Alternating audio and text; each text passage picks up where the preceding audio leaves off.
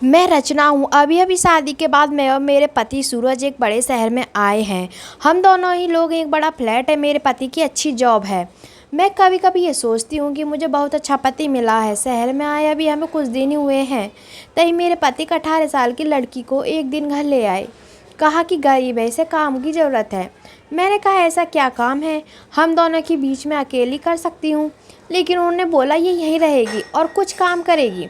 मैंने बोला ठीक है। किसी अजनबी जवान लड़की को इस तरह अपने घर में रखना मुझे कुछ समझ में नहीं आया, वो भी तब जब मैं मना कर रही हूँ। रात में मैंने सोचा कि उनसे पूछूं कि आखिर यह लड़की कौन है, लेकिन रात जब मैं कमरे में गई तब वो अपने लैपटॉप पर मीटिंग में बिजी थे। जैसे ही मैंने दरवाज़ा, मुझे हाथ से इशारा करके चुप रहने को कहते हैं। मैं बिस्तर की एक साइड पर सो गई। सुबह करीब 7 बजे मेरी नींद खुली, तब मैंने देखा पतिदेव बिस्तर पर नहीं है। मैंने बाथरूम देखा, वो वहाँ भी नहीं थे।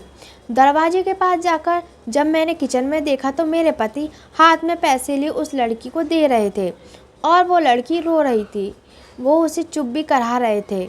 पैसे देकर वो मुझसे मिले बगैर बाहर मेन डोर से निकल गए। मुझे अब कुछ समझ नहीं आया कि बात क्या।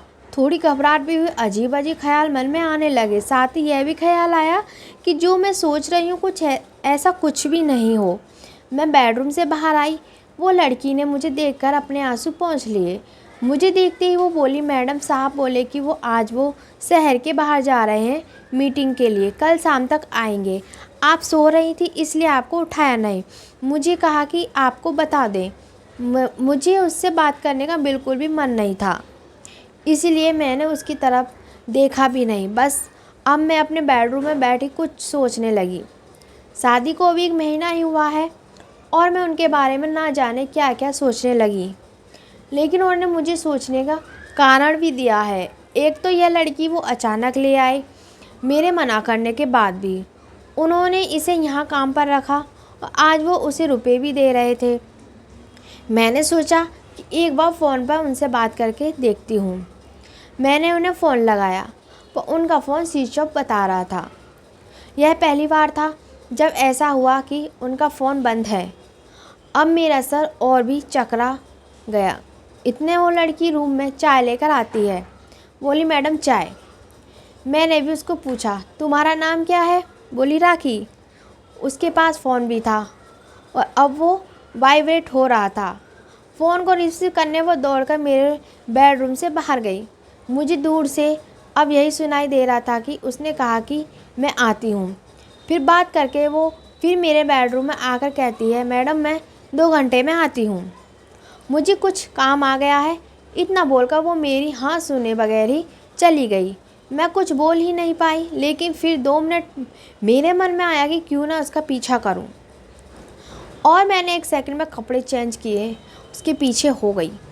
वो मुझे मेरी बिल्डिंग के नीचे दिखाई दी। इसके बाद उसने एक रिक्शा लिया। मैंने भी रिक्शा लेकर उसका पीछा किया। रिक्शा एक पतली सी गली में रुका। वो वहाँ से उतरकर पैदल चलने लगी। बहुत सारे छोटे छोटे घर से होते हुए वो एक घर के आगे पहुँची। मैं लगातार उसका पीछा कर रही थी। क्यों कर रही थी, क्या जानना चाहती थी, इसका मुझे कुछ पता नहीं था। बस मैं उसका पीछे थी। दरवाज़ा खुला और खुलते ही वो लिपट गई उसकी माँ से। ज़ोर से माँ और बेटी दोनों रोने लगी।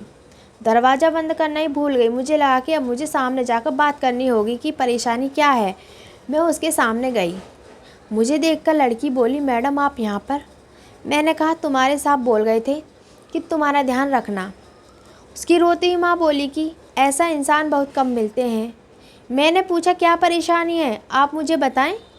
माँ बोली कि इसके पिता साहब ऑफिस में सिक्योरिटी में नौकरी करते थे। अचानक हार्ट अटैक से उनका देहांत हो गया। इसका एक भाई है, लेकिन उसे पीने या जुए की लत है। वो मेरे पास एक पैसा नहीं टिकने देता था।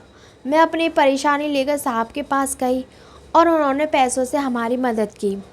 साथ ही उन्हें जब मैंने बताया कि उसका भाई ऐसा है तो उन्होंने कहा कि इसका यहाँ रहना सही नहीं है, इसलिए वो इसे अपने घर को ले गए। मैं इनकी बातें सुन ही रही थी कि उनका फ़ोन आया। मैंने फ़ोन रिसीव किया। सूरज बोले कि उनका फ़ोन रात में मीटिंग की वजह से चार्ज नहीं था, इसका कारण बंद आ रहा था। मुझे पूछा कि कहाँ हो, तो मैंने कहा कि मैं उनके घर आई हूँ। सूरज बोला, हाँ मैं रात में तुम्हें बताने वाला था पर मीटिंग की वजह से लेट हो गया और तुम सो गई। मुझे उस समय जो सही लगा वो मैंने किया, इसलिए मैं उसे तुम्हारे पास ले आया। मैंने कहा बिल्कुल ठीक किया आपने। लड़की को लेकर फिर मैं अपने फ्लैट गई। अब मैं उसे और अपने पति दोनों को ज़्यादा प्यार करने लगी हूँ। तो दोस्तों, ऐसी और भी कहानियाँ सुनने के लिए आप हमारे चैनल को सब्सक्राइब करें और इस स्टोरी को शेयर करें। Thank you so much for watching this video. Bye.